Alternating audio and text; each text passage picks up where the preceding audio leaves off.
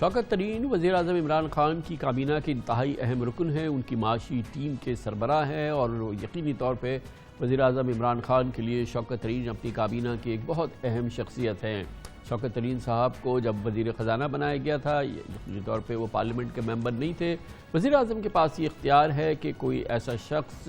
جو کہ پارلیمنٹ کا ممبر نہ بھی ہو وہ ان کو اپنی کابینہ کا وزیر بنا سکتے ہیں، مگر اس کے لیے 6 ماہ کی مدت سے زائد درکار نہیں ہے۔ 6 ماہ سے زائد مدت کے لیے نہیں ایسا عمل ہو سکتا۔ خیال یہ تھا کہ حکومت کا یہ خیال تھا، وزیر اعظم کا یہ خیال تھا کہ شوکت ترین صاحب کو وہ سینیٹر منتخب کرائیں گے، پارلیمنٹ کے رکن ہو جائیں گے، اس طرح سے وہ وزیر کی حیثیت سے کام کرتے رہیں گے۔ لیکن اب کیونکہ ان کی مدت جو 6 ماہ کی مدت ہے کہ وہ وزیر رہ سکے 14 اکتوبر کو ختم ہو رہی ہے، اس کے بعد وہ وزیر نہیں رہ سکتے۔ وزیر اعظم کا خیال یہ ہے کہ اس دوران کہ وہ سینیٹر منتخب ہوں، ان کو مشیر خزانہ وہ بنا دیں گے، وزیر وہ نہیں بن سکتے، جس کی وجہ سے کئی اہم کام جس میں کہ ECC کی سربراہی ہے وہ بھی وہ نہیں کر پائیں گے۔ حکومت کی حکمت عملی یہ تھی کہ جناب شوکت ترین کو سینیٹر بنوایا جائے گا اور اس لیے اسحاق ڈار صاحب کی نشست خالی ہوگی، جس کے لیے آرڈیننس حکومت بنا چکی ہے کہ جو شخص 2 ماہ تک پارلیمنٹ کا ممبر منتخب ہونے کے باوجود حلف نہیں اٹھاتا، اس کی ممبرشپ خود زائل ہو جائے گی۔ خیال یہ تھا کہ اب کیونکہ یہ آرڈیننس آ چکا ہے، اسحاق ڈار صاحب کی مدت بحیثیت سینیٹر اب زائل ہو جائے گی اور شوکت ترین صاحب اس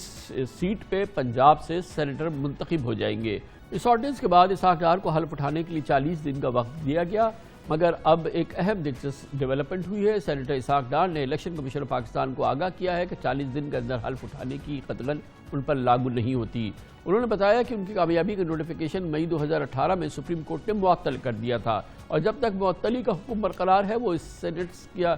سیٹ کا حلف اٹھانے کے اہل نہیں ہیں اور جو ہی عدالت نے ان کی ممبرشپ بحال کی وہ حلف اٹھانے کے لیے پاکستان آ جائیں گے۔ یہ بڑا زبردست موو ہے جو کہ اسحاق ڈار صاحب نے کی ہے اور یقیناً اس کی ایک بڑی ٹھوس قانونی بنیاد موجود ہے۔ موجودہ صورتحال میں لگتا ہے کہ اسحاق ڈار کی سینیٹ نشست خالی نہیں ہوگی، جبکہ حکومت کو اس حوالے سے بہت پر اعتماد تھی اور حکومت کا خیال تھا کہ ایسا ہو جائے گا، لیکن جیسے کہ میں نے عرض کیا حکومت کا ہوم ورک مکمل نہیں تھا۔ جو ہم قانون لے کے آئے ہیں جس کے تحت اگر کوئی سینیٹر 60 دن کی مدت تک حلف نہیں اٹھاتا تو اس کی نشست خالی تصور کی جائے گی، اس میں جو اسحاق ڈار صاحب کا مدت ہے وہ 13 اکتوبر کو مکمل ہو جائے گی۔ اس کے بعد ہم درخواست کریں گے سینٹ کے چیئرمین سے کہ ان کی نشست کو خالی قرار دے کے اس کے اوپر جو ہے وہ الیکشن کروایا جائے، جو آئینی اور قانونی طریقہ ہے، اور وہاں پہ ہم نے جو فیصلہ ہمارا یہی ہے کہ شوکت ترین صاحب جو ہیں وہ لاہور سے الیکشن لڑیں گے اور انشاءاللہ تعالی بھاری اکثریت سے وہ سینٹ کے ممبر منتخب ہوں گے اور ان دا مین ٹائم وہ بحیثیت ایڈوائزر اپنی ذمہ داریاں جاری رکھیں گے۔ دوسری جانب حکومت شوکت ترین صاحب کو KP سے سینیٹر منتخب کرا سکتی ہے، مگر اس کے لیے بھی حکومت کے پاس 15 اکتوبر تک کا وقت ہے اور امیدوار کی نامزدگی سے انتخابات کے عمل میں کم از کم 21 دن درکار ہوتے ہیں۔ اس صورتحال میں وزیر خزانہ شوکت ترین کو کچھ عرصے مشیر خزانہ کی حیثیت میں کام کرنا پڑے گا تا وقت معاملات حکومت کے قابو میں آئیں اور شوکت ترین کو سینیٹر بنا کر مستقل طور پہ وزیر خزانہ بنا دیا جائے۔ لیکن فی الحال اس حوالے سے ایک رکاوٹ سامنے آ گئی ہے۔ اس پوری صورتحال میں بات کرتے ہیں، ہمارے ساتھ موجود ہیں سینیٹر علی ظفر، پاکستان تحریک انصاف سے تعلق بھی ہے، حکومت کی قانونی معاملات میں مشاورت سینیٹر علی ظفر کرتے رہتے ہیں۔ بہت بہت شکریہ سینیٹر صاحب۔ بالکل صاف کلیئر لگ رہا ہے کہ حکومت نے اپنا ہوم ورک مکمل نہیں کیا تھا اور اسی لیے لگتا یہ ہے کہ اسحاق ڈار صاحب نے بڑے اسمارٹلی اپنا یہ جو ان کا ان کی سسپینشن ہے ممبرشپ کی سینٹ سے سپریم کورٹ کی، اس کو پلے کیا۔ انہوں نے کہا میری تو یہ سب جوڈس میٹر ہے اور میری سسپینشن ہے تو میں کیوں حلف اٹھاؤں، تو یقیناً حکومت جو ہے اس معاملے میں کافی بیک فٹ پہ آ گئی ہے۔ یہ یقینی طور پہ یہ ایک ایشو تو ہے جو کہ شاید اوور لک ہو گیا یا نہیں اس وقت خیال آیا، لیکن ذرا میں تھوڑا سا پہلے کامران صاحب قانون کی بات کر لوں۔ یہ قانون بڑا ضروری ہے اور وہ اس لیے کہ اگر کوئی حلف نہیں لیتا، چاہے وہ نیشنل اسمبلی کا ممبر ہو، سینٹ کا ہو یا پروونشل اسمبلی کا ہو، تو اپنی جو کانسٹیٹوئنسی ہے اس کو ایک طرح وہ ریپرزینٹ نہیں کر رہا اور کانسٹیٹوئنسی ڈپرائیو ہو رہی ہے اپنی آئینی جو اس کی رائٹس ہیں اس سے۔ تو بڑا ضروری تھا کہ یہ ایک وقت مقرر کیا جائے کہ آپ نے اس سے پہلے آ کے اوتھ لینی ہے تاکہ آپ اپنی ریپرزینٹ کر سکیں اپنی کانسٹیٹوئنسی کو اور اگر آپ نہیں لیتے تو پھر آپ کی وہ سینٹ کی سیٹ جو ہے وہ ختم ہو جائے گی. اور یہ 1973 میں یہ قانون ختم کیا گیا تھا, اس سے پہلے تھا, اب اس قانون کو دوبارہ ریوائیو کیا گیا ہے. تو یہ قانون تو بڑا درست ہے, لیکن جو چیز اوور لک ہو گئی جس سے آپ نے ذکر کیا وہ یہ تھی کہ سپریم کورٹ نے 2018 میں ان کی سیٹ سسپینڈ کر دی تھی. اگر یہ درست بات ہے جو انہوں نے خط لکھا ہے کہ ابھی تک وہ سسپینڈڈ ہے, تو پھر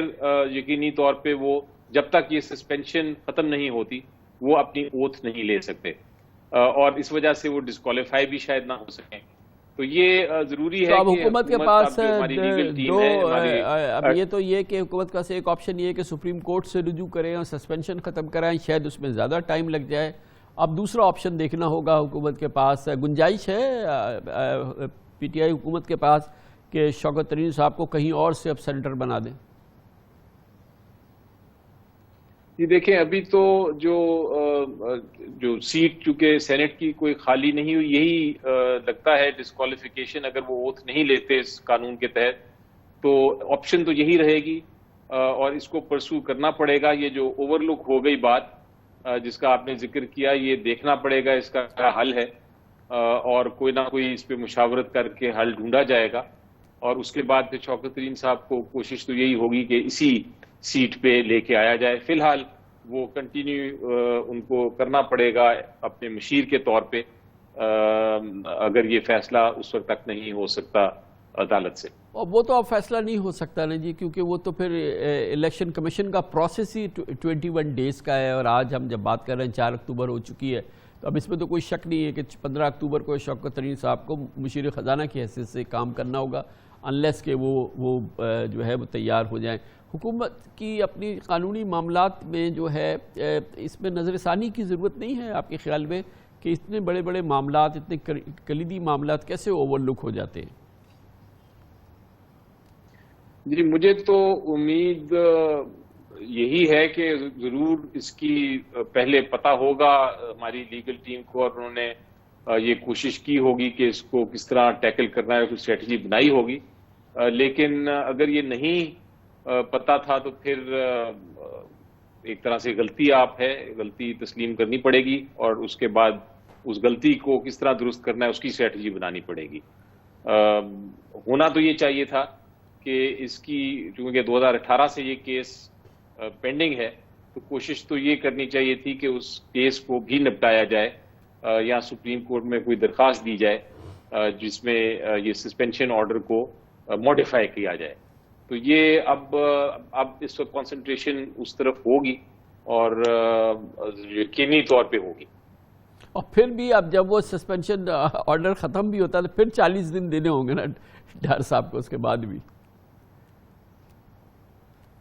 جی, یقینی طور پہ کچھ تاخیر تو ہوگی